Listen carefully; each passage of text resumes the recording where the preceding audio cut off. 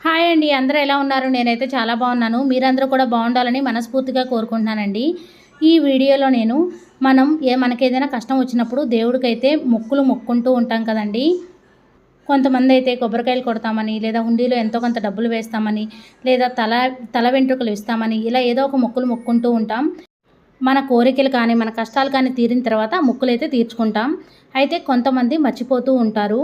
అలా మర్చిపోతే ఏమవుతుంది? అలానే హుండీలో ఎన్ని డబ్బులు కానుకగా వేస్తే మనకు ఎలాంటి ఫలితం కలుగుతుందో ఈ వీడియోలో షేర్ చేస్తాను. ఈ ప్రపంచంలో మనిషి పుట్టిన ప్రతి ఒక్కరికి ఏదో ఒక సందర్భంలో కష్టాలు వస్తూ ఉంటాయి. అయితే ఆ కష్టాలను అధిగమించడానికి ప్రజలు మొట్టమొదటిగా చేసే పని దేవుడికి తమ కష్టాల గురించి మొరపెట్టుకోవడం. నిత్యం దేవుడికి పూజలు చేసి తమకి ఎటువంటి కష్టాలు రాకుండా ఉండాలని దేవుళ్ళని వేడుకుంటూ ఉంటారు.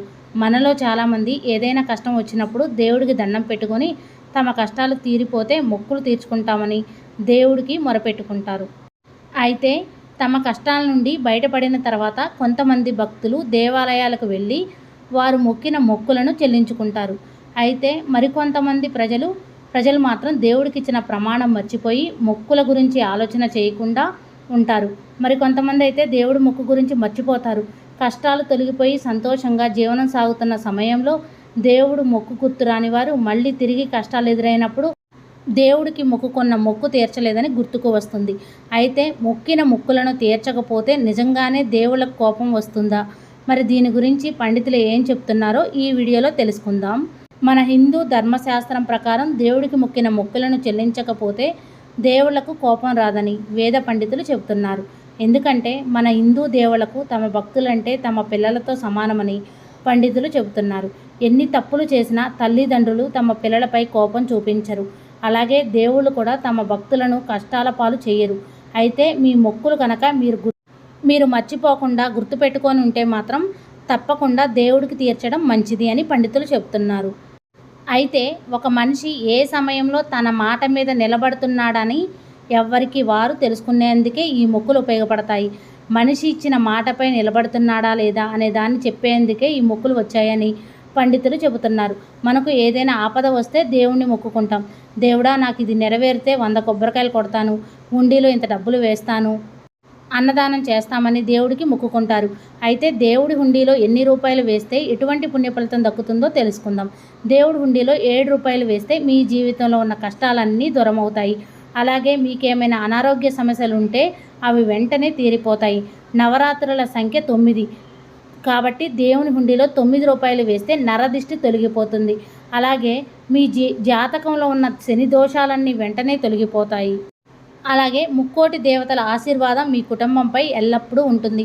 11 అనేది చంద్రుడికి ఇష్టమైన సంఖ్య కాబట్టి దేవుడి హుండీలో 11 రూపాయలు వేస్తే దేవుని అనుగ్రహం వల్ల మీ అప్పుల బాధలన్నీ వెంటనే తీరిపోతాయి. దేవుడి హుండీలో 12 రూపాయలు వేస్తే మీ కుటుంబం మొత్తం ఎల్లప్పుడూ సిరి సంపదలతో అష్ట ఐశ్వర్యాలతో జీవిస్తారు. చాలామందికి తమ జాతకంలో అదృష్టం అనేదే ఉండదు. ఏ పని చేసినా మంచి ఫలితం ఉండదు. అలాంటి వారు దేవుడి హుండీలో 12 రూపాయలు వేస్తే మీ జాతకంలో ఉన్న దురదృష్టం తొలగిపోయి అదృష్టం బాగా కలిసి వస్తుంది. అలాగే 54 అనేది గురు అనుగ్రహ సంఖ్య కాబట్టి హుండీలో 54 రూపాయలు వేస్తే గురు అనుగ్రహం లభించి మీరు చేపట్టిన పనుల్లో విజయం సాధిస్తారు. అలాగే మీ ఇంటికి లక్ష్మీ కటాక్షం లభిస్తుంది. 116 అనేది ఆశీర్వాద మూల సంఖ్య కాబట్టి మనం తెలియక చేసిన పాపాలన్నీ తొలగిపోవాలంటే దేవుడి హుండీలో 116 రూపాయలు వేయాలి. దీనివల్ల ముక్కోటి దేవతల ఆశీర్వాదం పొందవచ్చు. దేవుడి హుండీలో 101 రూపాయలను వేస్తే అఖండ రాజయోగం, అఖండ ఐశ్వర్యం ప్రాప్తిస్తుంది. అలాగే మనం దేవునికి చేసే పూజల వల్ల, దేవాలయాల్లో చేసే ప్రదక్షిణల వల్ల, పేదవారికి చేసే దాన ధర్మాల వల్ల మన తలరాతను మార్చుకోవచ్చని స్వయంగా బ్రహ్మదేవుడే వివరించాడు. అయితే మనం పుట్టినప్పుడే దేవుడు మన తలరాతని రాసేస్తాడు కదా, మరి మనం పూజలు ఎందుకు చేయాలని కొంతమందికి అనుమానం వస్తుంది. అయితే బ్రహ్మదేవుడు మన నుదుటిన రాత రాసేటప్పుడు అందులోనే ఒక మాట రాశాడంట. నేను రాసే రాతను నేను కూడా తప్పించలేను, కానీ మానవులు చేసే పూజలతో, దాన ధర్మాలతో, అలాగే దేవునికి చేసే ప్రదక్షిణల వల్ల మన తలరాతను మనమే మార్చుకోవచ్చని బ్రహ్మదేవుడు రాశాడంట. మనం దేవాలయాలకు వెళ్ళినప్పుడు కొందరు 3 ప్రదక్షిణలు చేస్తే మరికొందరు 5 ప్రదక్షిణలు చేస్తారు. అలానే 11 ప్రదక్షిణలు చేస్తారు. అయితే మనం ఆలయానికి వెళ్ళినప్పుడు మొదట ధ్వజస్తంభాన్ని దర్శించుకోవాలి. దేవాలయానికి వెళ్ళి ప్రదక్షిణలు చేసేటప్పుడు ధ్వజస్తంభంతో కలిపి ప్రదక్షిణలు చేయాలి. అప్పుడే మీరు చేసే ప్రదక్షిణలకు పుణ్య ఫలితం లభిస్తుంది. దేవాలయంలోకి ప్రవేశించగానే ముందుగా ధ్వజస్తంభానికి నమస్కారం చేయాలి. దేవాలయంలో దర్శనం అయ్యాక తప్పకుండా శతగోపురం పెట్టించుకొని తీర్థం తీసుకోవాలి. శతగోపురం పైన విష్ణు పాదాలు ఉంటాయి. పూజారి శతగోపురం పెట్టేటప్పుడు మన తలను వంచి మనసులో మీ కోరికను కోరుకోవాలి. ఇది చాలామందికి తెలియని విషయం. ఇలా కోరుకున్న కోరిక నేరుగా దేవుని పాదాల చెంతకు వెళ్తుందంట. నవగ్రహాలకు 3 ప్రదక్షిణలు చేస్తే శనిగ్రహ దోషాలు తొలగిపోతాయి. సంతానం లేనివారు రావి చెట్టు చుట్టూ ప్రదక్షిణలు చేస్తే సంతాన ప్రాప్తి కలుగుతుంది. ఆంజనేయ స్వామి దేవాలయంలో కనీసం 9 ప్రదక్షిణలు చేయాలి. ఇలా చేయడం ద్వారా దీర్ఘకాలిక అనారోగ్య సమస్యలు తొలగిపోతాయి. శివాలయంలో మాత్రం ప్రదక్షిణలు చేయకూడదు. శివాలయంలో కేవలం చండీశ్వర ప్రదక్షిణం మాత్రమే చేయాలి. వాస్తుశాస్త్రం ప్రకారం ఒక వ్యక్తి తలరాతను అదృష్టాన్ని మార్చగల శక్తి ఒక తాబేలు విగ్రహానికే ఉందని శాస్త్రాలు వివరిస్తున్నాయి. హిందూ పురాణాల ప్రకారం తాబేలును మహావిష్ణు స్వరూపంగా పరిగణిస్తారు. విష్ణువు యొక్క 2వ అవతారమే తాబేలు కాబట్టి ప్రతి ఒక్కరి పూజ గదిలో తప్పకుండా తాబేలు విగ్రహం ఉండాలి. ఎవరైతే విష్ణు స్వరూపమైన తాబేలు విగ్రహాన్ని పూజిస్తారో వారికి లక్ష్మీదేవి అమ్మవారి అనుగ్రహం కలుగుతుంది. అలాగే అష్ట ఐశ్వర్యాలు కలుగుతాయని శాస్త్రం చెబుతుంది. విష్ణుదేవుడు ఉన్న చోట లక్ష్మీదేవి కూడా కొలువై ఉంటుంది. కాబట్టి విష్ణు స్వరూపమైన తాబేలును పూజిస్తే విష్ణుమూర్తితో పాటు లక్ష్మీదేవి అమ్మవారి అనుగ్రహం, కరుణ, కటాక్షల వల్ల సిరి సంపదలు కలుగుతాయి.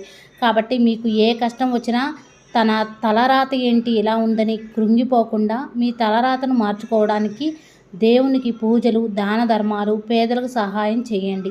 వీటి వల్ల మీ తలరాతను మార్చుకోవచ్చని పండితులు చెబుతున్నారు. ఉదాహరణకి ఒక వ్యక్తి తలరాతను బ్రహ్మదేవుడు 100 ఏళ్ళు ఆయువు రాస్తే ఆ వ్యక్తి చేసే పాపాలను బట్టి ఆ వ్యక్తి యొక్క ఆయువు తగ్గుతుందంట. ఈ తగ్గిన ఆయువుని తిరిగి పూడ్చుకునే శక్తి కూడా మన చేతుల్లోనే ఉందని బ్రహ్మ చెప్పాడు. తెలుసుకున్నారు కదండి, మన తలరాతని మనమే ఎలా మార్చుకోవచ్చో.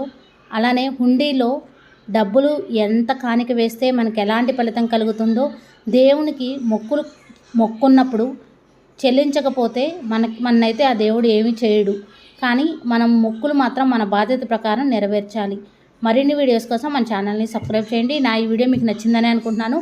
ఎంతో కొంత యూజ్ అయిందని అనుకుంటున్నాను. నా వీడియో కానీ మీకు నచ్చినట్టయితే లైక్ చేయండి, షేర్ చేయండి, కామెంట్ చేయండి. ఫ్రెండ్స్, కొత్త వారు ఎవరైనా మన ఛానల్ చూస్తున్నట్టయితే సబ్స్క్రైబ్ చేసుకోండి. Thank you for watching. Bye అండి.